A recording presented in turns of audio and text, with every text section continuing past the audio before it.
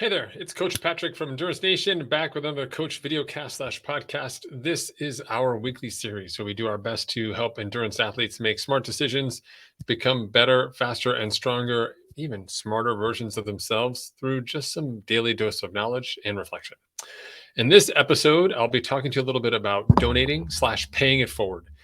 This is something that I think can actually be strategically beneficial for you as an individual, but also has long-term, bigger picture ramifications that I think is also helpful too.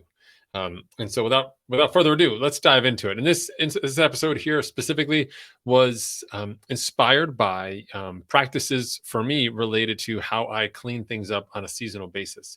So I'm often, moving things out of my closet that I just haven't worn all year, have not touched those t-shirts or those shorts or that pant or that sweater or whatever I was gifted or whatever I have that I just don't use anymore. If I'm not using it at the end of the day, someone else could be using it or someone else can make a better choice around it. There are people less fortunate than I am. And while that may not necessarily hold true for your endurance gear, after all, you may have an extra Speedo laying around, but nobody really wants that. It is possible that some of the things that you have inside your training arsenal could find a better home. And if so, pay it forward. We do that all the time here inside the team, people sharing not just advice and resources and travel tips, but also gear and equipment that they're no longer using, sort of a virtual secondhand trade market of items, et cetera, that could be beneficial to one another. If we own one, then we all don't need to own one. There's probably some requisite element of sharing. For example, race wheels is an easy example. Wetsuits, swim skins have always often traded hands here inside the team. So when we think about for you, how do you approach this concept, right? So number one, let's go look at it from an equipment perspective and specifically equipment management. Just what are you not wearing anymore? There's probably some cycling jerseys or bibs or shorts or socks that you just don't touch anymore. You just don't use them, right? So let's gather up all the stuff that you just never wear, right? You just never find it in the laundry basket. And in that case, let's put that gear on the side here, right?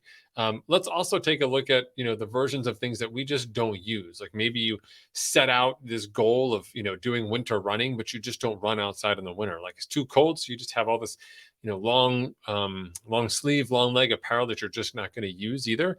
Whatever those elements are, the ones that you opt out of wearing now, maybe you've gotten some new stuff or you're not into anymore, or stuff that you just never used before. Both of those should go into the same pile.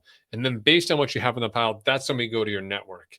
And we just say, hey, who needs stuff, right? In my case, who's new to cycling? I have all these cycling jerseys from charity rides that I will never wear. Who out in my network is cycling who could use a jersey? Not because they want to represent the charity, but because buying a bike jersey doesn't make sense until you already have a bike jersey. Because once you've ridden with a bike jersey as a new cyclist, you can't go back to riding without pockets and a zipper. It just doesn't make sense. But you won't know until you try. And so that charity, outfit, et cetera, becomes sort of a key catalyst in the developmental lifespan of a new person to cycling. Similarly speaking, there's people who may benefit from running shoes. I've only run in a couple of shoes once or twice. Someone else may want them. They're not donation worthy, although I could certainly do that. Someone else may actually want to race in these shoes. And, just for the cost of shipping, I'm not using them. They're just going to sit in my house. You should use them. Why should you spend money to see if these shoes work? We can do that as well, right? And that goes across the board for all of that type of apparel. So use your network, whether it's a digital or your local network, your local training club, and see who's there. You may find out actually that some people are willing to barter with you. We just found out in our recent office hours that one of our athletes has used TRX in the past, but is no longer using it because of some issues with his shoulder that he needs to resolve first. The TRX is just sitting there. It's been sitting there for 9 months. Somebody else could use that TRX. You could sell that TRX or loan it to someone, let them get some work out of it, and then either buy a new one or get it back. Either way, everybody wins in that scenario. And the more that other people win, the more that we win as well. And that's a good vibe and good karma, plus cleaner closet and cleaner gear area that makes everyone, including your significant other, much, much happier. So definitely something for you to think about. Bonus, if you start giving some of the stuff away, and then people have some ideas about stuff they can give away, or maybe they're also willing to come back at you with something that you may benefit from as well. So definitely a win-win scenario. In a similar vein, we can do this outside of just the materialistic things, but also look at experiences.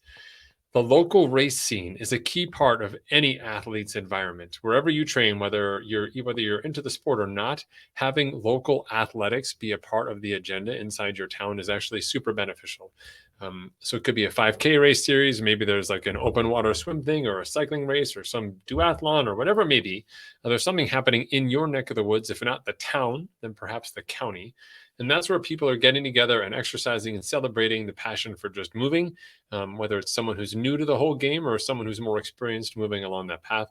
They're all great places for people to kind of dive into and get into like a better state of being through social engagement. And you can help make these events possible by reaching out to the event organizers and offering to donate some of your time. You don't always have to race all the events and support them with your dollars, but you can also say, hey, what events in my local area can I serve? Can I help at registration? Can I help mark the course? Can I help clean up? Can I run an aid station? Can help spread the word, right? Just by being a part and by sort of raising your hand and saying what's happening here is important to me and to sort of the people inside of our community. Let's amplify this. Let's make it better. Just showing up and helping is the number one thing you can do. So call up and don't just pick a thing, but just say, how can I help? Like, where do you need someone? And then serve inside that capacity. Race directors, I can tell you, or event directors from experience, have lots of different hats to wear and are always looking for people who get racing, who understand what it means to be in an event, to be a part of the event to help out, right? Having volunteers is helpful. Having volunteers who've never done anything in an athletic event before is nice, but does bring a fair amount of work with it as well. And we can solve for that on our own. Okay. And then also similarly, think about who you could help as well. So not just the events, but what people could use help as well. Now, some people are looking to learn, right? They're just getting into the sport and they may not normally jive with your training program. Hey, I've got to do an hour-long run. I know you're starting running and you're only going to run 10 minutes. It doesn't really jive with my plan. I'm not going to wait until 10 to run with you for 10 minutes. I'm going to start running at 9 because I got to run. Well, is there a way we can kind of do both, right? Can we check both boxes? Can we be a resource or helpful for someone and still achieve our own goals? I believe the answer is yes in many cases, especially if you time box it and say, you know what, I'm going to do this for December or January or whatever. It's not something you're committing lifelong experience to, walking around mentoring anyone who's jogging in place at a stoplight, which actually could result in concussion or something severe. I think people jogging at stoplights generally want to be left alone. But from a helping perspective, there's people who are always looking to break into sport. And if you just rewind back to when you started your endurance sports adventure, there's most certainly a few, if not many, times when you were faced with making a decision with very little information and you were just kind of guessing, or it was just too awkward to ask. And so you just kind of winged it. Um, that's okay. It's sort of, some might say that's just how you earn your stripes. But the belief inside Endurance Nation is that together we collectively have enough knowledge to make all of us better. And where else better to see this come to life than inside a space that's beneficial to you? So helping someone get better at cycling. In my world, that was helping some of the folks in town who participate in a local annual charity ride to raise money to fund cancer research.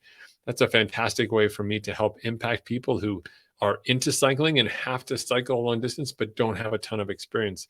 Even little pieces of advice around fueling, nutrition, pacing, gearing, cadence have had profound impacts for people who may otherwise have never have really liked cycling and are now in year 4, year 5 of this incredible journey and have raised tons and tons of money for this research, which is incredible. And all it took was spending a couple minutes and kind of walking through that, taking a bike and explaining how things operate, how to maintain it, things like that. Super easy to do and something that many of you could do as well. So don't just think about the events that you can help, but also think about the people. Is there someone out there who's kind of making a break in? Is it a kid in high school who's maybe thinking of going to college and running, even though they've only played soccer before?